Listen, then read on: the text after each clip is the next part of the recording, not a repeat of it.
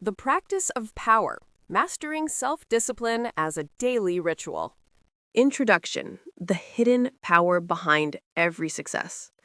If you were to distill the achievements of the world's greatest minds, athletes, leaders, and creators into a single trait, you might expect to find talent, intelligence, or even luck at the top of the list. But dig deeper. Behind every Olympic medal, every best-selling book, every thriving business, you'll find a force more foundational than any of these. That force is self-discipline. Not glamorous, not viral, often misunderstood, but absolutely essential. Why self-discipline is your greatest advantage. We live in a time of endless choice and infinite distraction. Everything around us is designed to be faster, easier, and more pleasurable. In an age where convenience reigns, self-discipline can feel like a forgotten virtue, a relic of older, harder times. But it's not. In fact, it may be the single most valuable skill you can develop in the 21st century. Self-discipline is not about punishment, deprivation, or white-knuckling your way through misery. It's not about saying no to life. It's about saying yes to what matters most and following through, even when motivation fades. It's the ability to act according to your values instead of your impulses, to pursue what you want most instead of what you want right now, to build the life you actually desire, not just the one that feels comfortable. The discipline gap. Most people know what to do. They've read the productivity hacks, downloaded the habit apps, even made ambitious New Year's resolutions. But still, they scroll, they delay, they quit. Why? Because knowledge is useless without discipline. Motivation is fleeting. Willpower is limited, and most people never learn how to build the internal systems that make consistent action feel automatic. That's the gap this book is here to fill. What this book will teach you. This isn't a book of pep talks or surface-level productivity tips. It's a deep dive into the mental frameworks, behavioral science, and real-world strategies that turn self-discipline into a lifestyle. Inside, you'll learn how your brain actually processes temptation, focus, and habit. Why self-discipline starts with your identity, not your environment. How to use neuroscience to rewire your decision-making patterns. How to apply discipline to your health, work, relationships, and money. What to do when you fail, and how to keep going when motivation dies. And how to turn discipline into freedom, not restriction. Who this book is for. This book is for you if you start strong but rarely finish. You procrastinate, even on things you care about. You feel busy but not focused or fulfilled. You're tired of being ruled by moods, urges, or distractions. You want to become the kind of person who follows through consistently. Whether you're an entrepreneur, student, parent, athlete, artist, or simply someone who wants to take control of your time and choices, this book will give you the tools. You don't need more motivation. You need a system. How to use this book. Each chapter builds on the last, moving from understanding to application to mastery. You'll find clear explanations of psychological and neurological principles, real-life examples from history, science, and modern achievers, simple frameworks and tools to use in your daily life, reflection prompts, and many challenges to reinforce each lesson. You don't need to be perfect. You don't need to get it all right away. You just need to start. Read with a pen, pause often, reflect deeply. Take action. Final word before we begin. Self-discipline isn't just a skill, it's a form of self-respect. When you act with discipline, you tell yourself, I matter. My goals matter. My future matters. That belief changes everything. Let's begin. Chapter 1. The Psychology of Self-Discipline. Why you don't need more motivation. You need a new identity. We all know the feeling. You make a plan, wake up early, eat better, work on that project, and then abandon it within days or hours. Not because you're lazy, not because you don't care, but because something pulls you off course. A craving, a distraction, a mood. You're not alone. The truth is, most people aren't failing at discipline, they're misunderstanding it. We tend to think self-discipline is about trying harder, but real discipline isn't about pushing, it's about rewiring. It's not about force, it's about alignment. And that shift begins with understanding the psychology underneath your behaviors. Self-discipline does not equal willpower. One of the biggest myths about self-discipline is that it's all about willpower. The problem is, willpower is a limited resource. Psychologists like Roy Baumeister have shown that willpower functions much like a muscle. It can be fatigued. The more decisions you make throughout the day, the weaker your ability becomes to resist temptation or follow through on difficult tasks. This is called ego depletion. That's why you're more likely to make impulsive decisions at night, why diets fall apart after long workdays, and why just try harder almost never works long term. Discipline isn't about using willpower all the time. It's about using it strategically to build systems, habits, and identities that do the work for you. Your brain wants short-term comfort, not long-term reward. At the root of undisciplined behavior is a simple truth. Your brain prioritizes immediate relief over long-term reward. This is called temporal discounting, a bias that makes us value short-term pleasure more than future gain, even when we know the long-term benefit is better. That's why scrolling feels easier than studying, why we reach for snacks instead of building something meaningful, why comfort often wins over purpose. But this bias isn't permanent. It can be retrained. That's what this book is about. Discipline begins with identity, not behavior. Here's the psychological key that most self-help books miss. You don't become disciplined by changing your behavior. You become disciplined by changing your identity and letting your behavior follow. In other words, instead of saying, I want to write every day, say, I'm a writer. Instead of, I want to eat clean, say, I'm the kind of person who takes care of their body. This is based on the identity-behavior loop. Your identity shapes your thoughts shape your actions reinforce your identity. It's a cycle, and the more you act in alignment with a chosen identity, the more natural discipline becomes. Discipline isn't restriction, it's freedom. Many people fear that being disciplined means being rigid, robotic, or joyless. In reality, the opposite is true. Discipline creates the freedom to trust yourself, follow through on what matters, say no to the trivial, spend your time with intention, and feel pride instead of guilt. Self-discipline isn't about living smaller. It's about becoming bigger than your impulses. Start here. Rewire your self-concept. To build unshakable self-discipline, you must first shift the story you tell yourself. Try this exercise. Identity affirmation prompt. Complete the following sentences in your journal. The kind of person I want to be is someone who, if I fully believed I was that person, I would start by, one thing I can do today to reinforce that identity is, start small. Identity compounds, one aligned action at a time. In the next chapter, now that you understand the why behind your resistance and inconsistency, we'll go deeper. In Chapter 2, we'll explore how your brain processes self-control, reward in long-term thinking, and how to rewire your neurological defaults to support discipline effortlessly.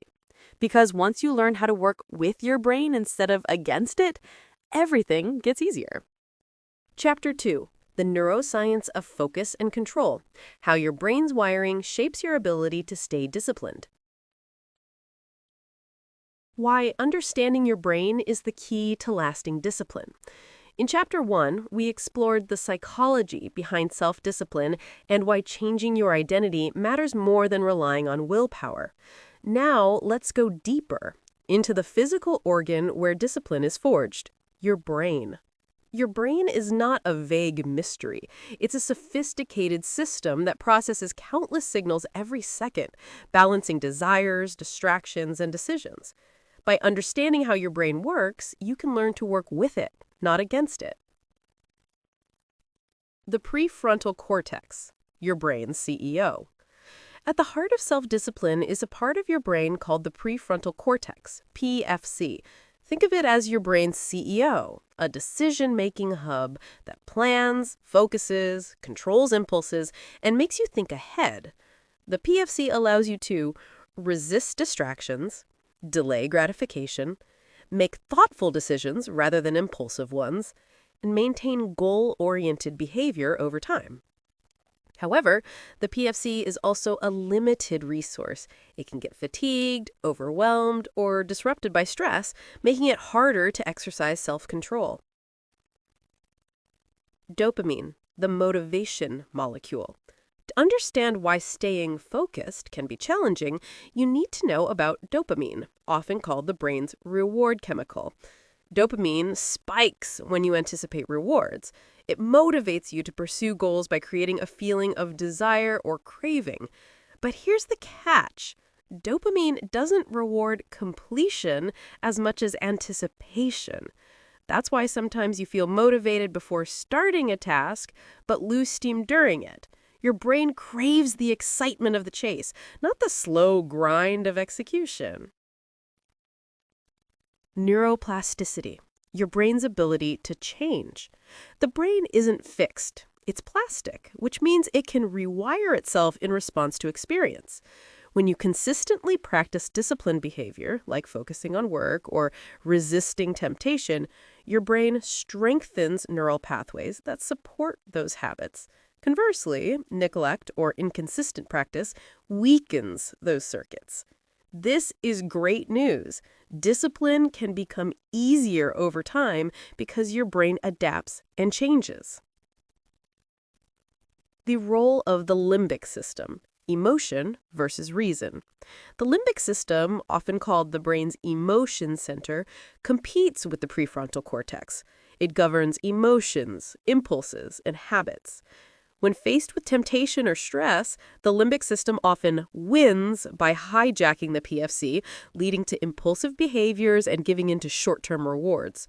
Learning to recognize when your limbic system is in control and developing habits that support the PFC can help you regain focus. The importance of delay of gratification. The famous marshmallow test illustrates the power of delay of gratification. Children who can wait to receive a better reward later tend to have better life outcomes. Delay of gratification relies on your PFC's ability to override immediate impulses. Strengthening this skill is at the core of self-discipline. Practical brain-based strategies to enhance focus. 1. Chunk your time. The brain focuses best in short bursts, typically 25 to 50 minutes, before attention wanes. Use techniques like the Pomodoro method to work in focused intervals with breaks. Manage stress and sleep. Stress impairs PFC function while good sleep replenishes it. Prioritize rest and use stress management techniques like mindfulness to keep your brain sharp. Reduce decision fatigue.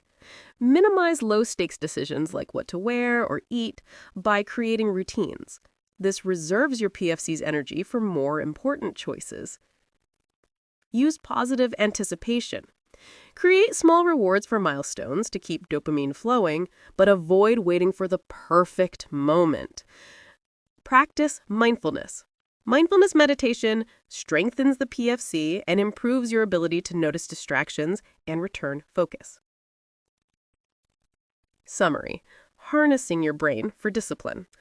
The prefrontal cortex is your focus and control center, but it's a limited resource. Dopamine drives motivation, but can trick you into craving anticipation more than completion. Your brain is plastic. It can be rewired with consistent discipline practice. The emotional limbic system often competes with rational control, but can be managed. Delay of gratification is a trainable skill crucial to self-discipline.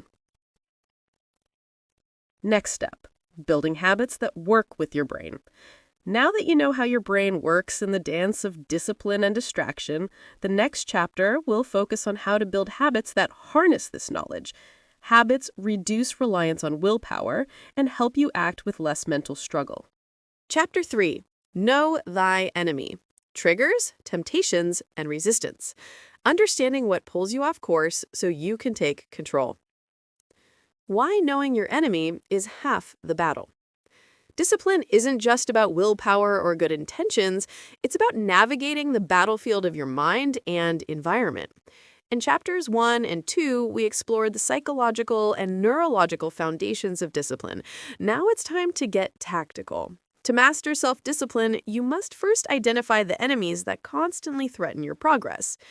The triggers that spark automatic, often unwanted behaviors, the temptations that lure you away from your goals, and the internal resistance that arises whenever you try to act differently. Knowing these forces intimately arms you with the power to disarm them. What are triggers? Triggers are cues, internal or external, that activate habitual behaviors. They can be environmental, a cluttered desk, a buzzing phone, the sight of the TV remote. Emotional, boredom, stress, loneliness, or anxiety. Social, certain people or social settings. Time-based, specific times of day associated with habits, like late-night snacking. Triggers often operate below conscious awareness, pulling you into automatic behaviors before you realize it. Temptations, the siren call. Once a trigger activates, temptations arise, those compelling urges or desires that beckon you towards short-term pleasure and away from long-term goals. Temptations aren't inherently bad. They're natural signals designed to protect or reward you. But unchecked, they become distractions and derail your discipline. Resistance, the inner battle. Resistance is the emotional and mental force that fights change. It shows up as procrastination, excuses, self-doubt, or even rebellion against your own goals. Resistance is often strongest right before a breakthrough, when you're about to grow, learn, or succeed. It's a sign you're on the right track. The cycle: how triggers, temptations, and resistance work together. 1. A trigger sparks an automatic response. 2. You experience a temptation to indulge in an easier or more pleasurable action. 3. Your mind pushes back with resistance, either to pursue or avoid change. Understanding this cycle allows you to intervene and regain control. Strategies to take control. 1. Identify your personal triggers. Keep a daily log for a week. Write down moments when you lose focus, procrastinate, or give in to temptation. Note the time, place, feelings, and people involved. This awareness is your first weapon. 2. Change your environment. Make it easier to succeed by removing or modifying triggers, like putting your phone in another room. Declutter your workspace. Replace unhealthy snacks with healthy ones. Schedule work sessions when you're naturally most alert. 3. Delay and distract. When a temptation hits, pause. Delay acting on it for 10 minutes. Often, the urge fades. Distract yourself with a quick, unrelated task or deep breaths. 4. Use if-then planning. Create clear plans for difficult moments. Like, if I feel the urge to check social media, then I will open a book for 5 minutes instead. Or, if I want to skip my workout, then I will put on my sneakers and walk around the block. This pre-decides your response, reducing resistance. 5. Reframe resistance as a sign of growth. Instead of fearing resistance, see it as your brain adapting to new patterns. When you feel internal pushback, remind yourself, I am growing stronger. Reflection exercise. Mapping your discipline battles. Draw 3 columns in your journal titled Triggers, Temptations, and Resistance. Fill each with examples from your daily life. Then write one small action you can take to weaken each. Looking ahead. By understanding your enemies, you don't just survive, you start winning. Next, we'll explore how to build positive routines and habits that make discipline automatic and resistance less frequent. Chapter 4. Building habits that stick. Transforming discipline into automatic action. Why habits are the secret weapon of self-discipline. In the previous chapter, we uncovered the enemies of discipline, triggers, temptations, and resistance. Now, the good news. You don't have to fight your way to discipline every single day. The real power lies in building habits, behaviors so ingrained they run automatically, freeing your brain from constant battles of willpower. Habits turn discipline into a struggle, into a flow. The science of habit formation. Habits form through a simple but powerful neurological loop. 1. Cue, or trigger. Something in your environment or routine signals your brain to act. 2. Routine, or behavior. The action or habit you perform. And 3. Reward.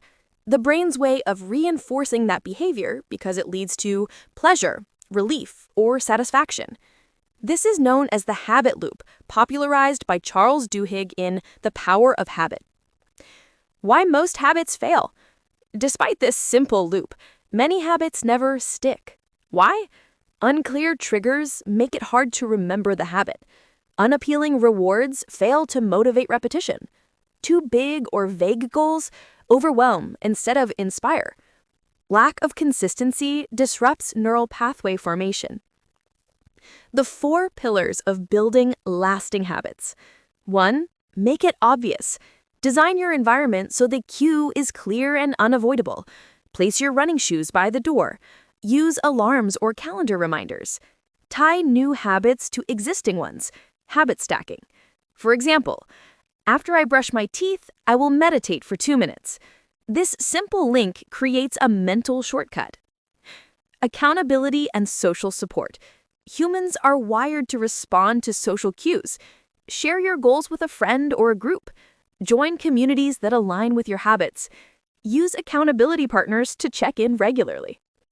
Handling setbacks without losing momentum. Habits aren't perfect. Slip-ups happen. Don't beat yourself up. Use the never miss twice rule.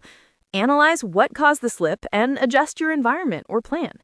Keep your identity intact. Remember, one setback doesn't erase who you are becoming. Exercise. Designing your keystone habit. A keystone habit is one that triggers positive ripple effects across your life. 1. Identify one small habit you want to build. 2. Write down the cue, the routine, and the reward. 3. Plan how you will make it obvious, attractive, easy, and satisfying. 4. Schedule it and prepare your environment. For example, cue, put my running shoes by the bed. Routine, run for 5 minutes after waking. Reward, enjoy a smoothie after the run. Summary, from discipline to habit. Habits automate discipline, reducing reliance on willpower. The habit loop, cue, routine, reward, underpins lasting behavior change. Make habits obvious, attractive, easy, and satisfying. Use habit stacking and social support for extra power. Expect setbacks and keep moving forward. What's next? With habits in place, your brain spends less energy resisting temptation. But what about motivation and goal setting? In Chapter 5, we'll explore how to set goals that inspire discipline and fuel momentum without burnout. Chapter 5. Goal setting for sustained discipline. Creating clear, motivating goals that keep you moving forward. Why goals matter, but only if done right. Goals are the compass that guide your journey of discipline. Without clear goals, even the strongest habits can feel aimless, and motivation can wane. However, many people struggle with goal setting because they choose goals that are vague, overwhelming, or disconnected from their true values. This leads to frustration, procrastination, and burnout. To sustain discipline over the long haul, you need goals that are clear, achievable, and deeply meaningful. The anatomy of an effective goal. A good goal has several key components. 1. Specific. Clearly define what you want to achieve. Example, instead of get fit, say exercise 4 times a week for 30 minutes. Measurable. Include criteria to track progress. Example, I will read 20 pages of a book every day. Achievable. Set realistic goals that challenge you but don't overwhelm. Example, starting with 10 push-ups a day instead of 100. Relevant. Align goals with your values and identity. Example, if family time is important, choose goals that create more free time. Time-bound. Give yourself deadlines to create urgency. Example, complete the online course in 6 weeks. This is the classic SMART framework, widely used for effective goal setting. Connecting goals to your identity. Remember from Chapter 1, discipline flows naturally when your goals align with your self-identity. Instead of, I want to lose weight, say, I am a healthy and active person. This mindset shift increases commitment and helps you push through resistance. Break big goals into smaller milestones. Large goals can feel intimidating. Break them into smaller, manageable steps. For example, if your goal is to write a book, milestones might be outline chapters, week 1. Write 500 words daily, weeks 2 to 6. Edit first draft, weeks 7 to 8. This approach creates consistent progress and frequent wins. Use process goals to stay focused. Outcome goals focus on the result, lose 10 pounds, but process goals focus on the behaviors that lead to success. Go to the gym 3 times a week. Process goals are often more motivating because they are within your control. Visualize success and anticipate obstacles. Visualization helps prime your brain for success. Imagine yourself achieving your goal vividly, how it feels, looks, and sounds. Also, anticipate obstacles and plan to overcome them. This mental rehearsal strengthens your PFC and reduces resistance. Accountability and feedback loops. Regular check-ins and feedback loops enhance goal adherence. Use journals, apps, or accountability partners. Reflect weekly on progress and adjust goals if needed. Avoid burnout by balancing challenge and rest. Sustained discipline isn't about relentless push. It's about rhythm. Include rest days and reward yourself to keep motivation high. Exercise. Craft your SMART goal. Fill in the blanks to create your personalized goal. I want to achieve blank, specific. I will measure progress by blank. This goal is achievable because blank. It matters to me because blank. I aim to complete this by blank, time-bound. Summary. Goal setting that fuels discipline. Clear, specific, and meaningful goals provide direction and motivation. Align goals with your identity for stronger commitment. Break big goals into manageable steps. Focus on process goals and visualize success.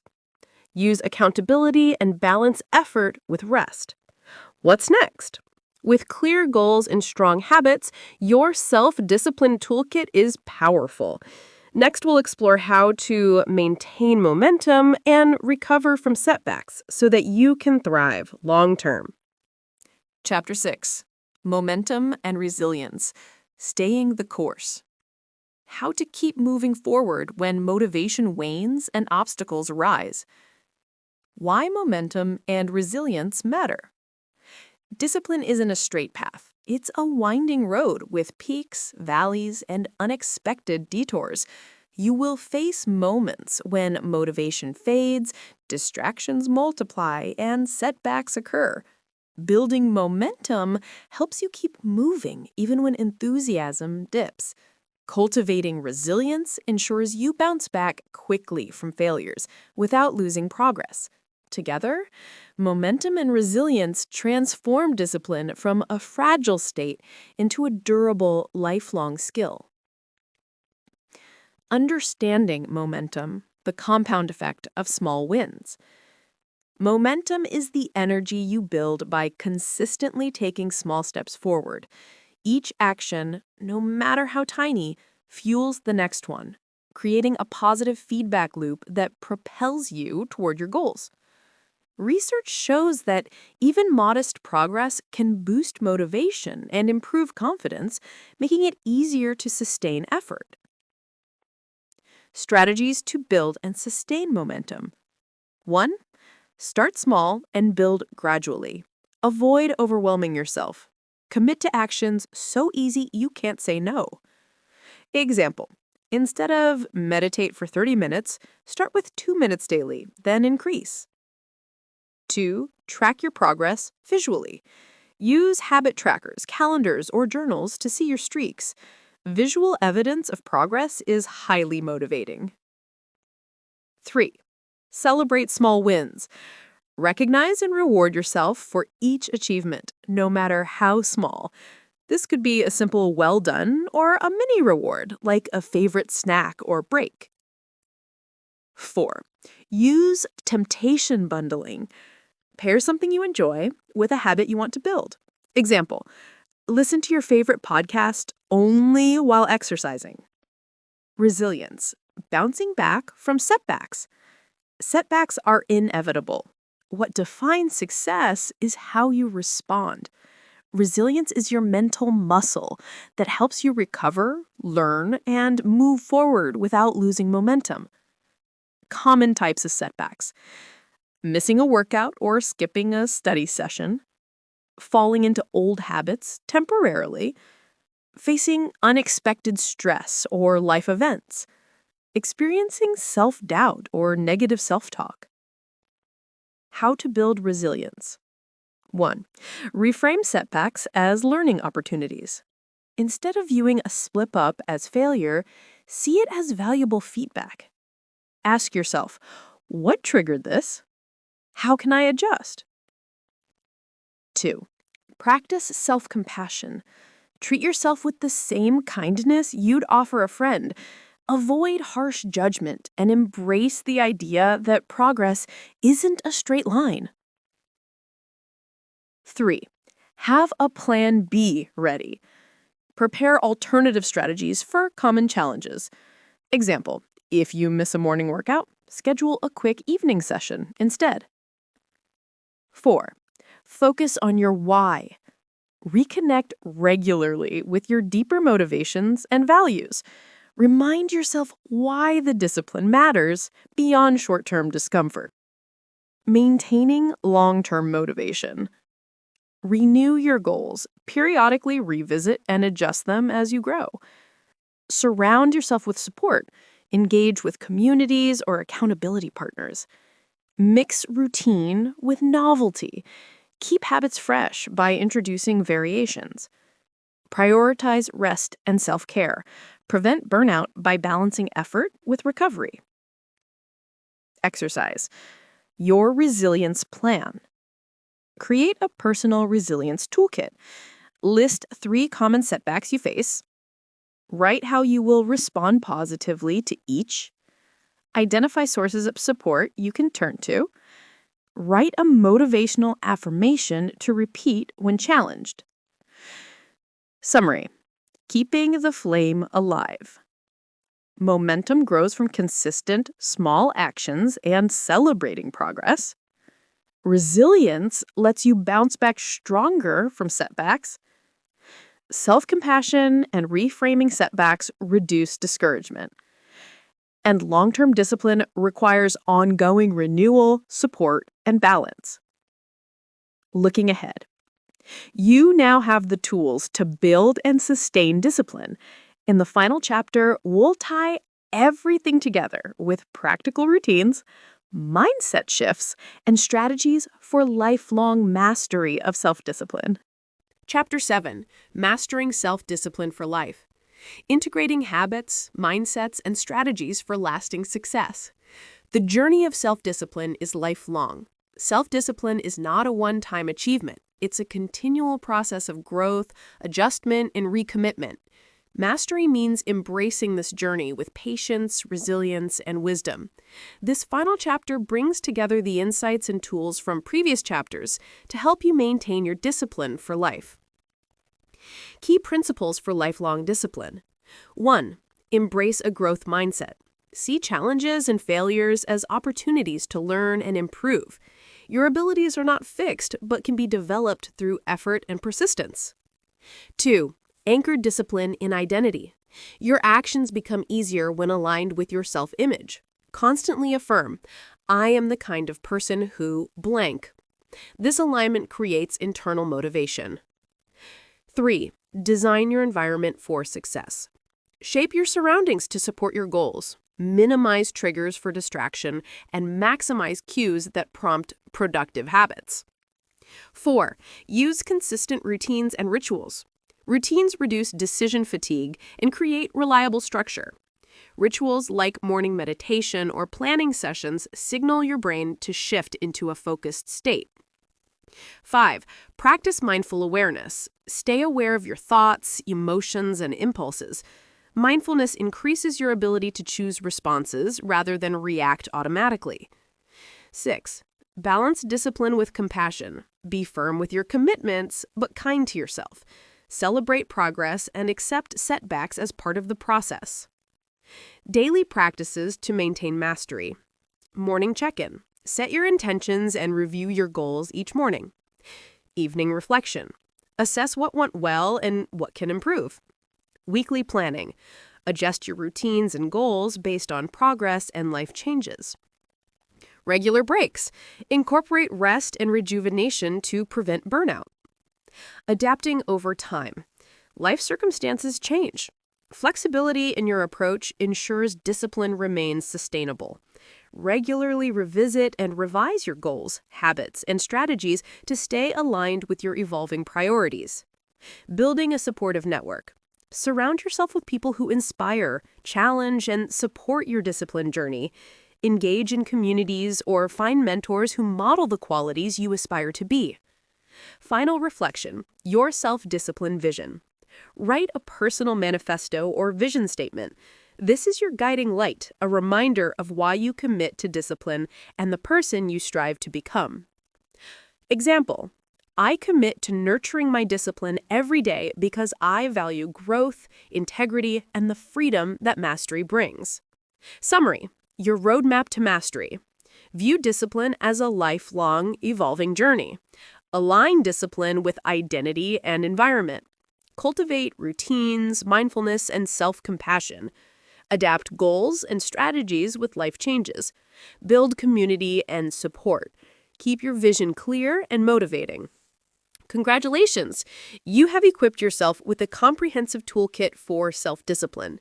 Remember, mastery is not perfection, it's persistence. Stay curious, stay committed, and keep moving forward. Final thoughts. Self-discipline is a journey of continuous growth, not a destination. By applying these principles and strategies, you'll transform discipline from a daily struggle into a source of freedom, confidence, and achievement.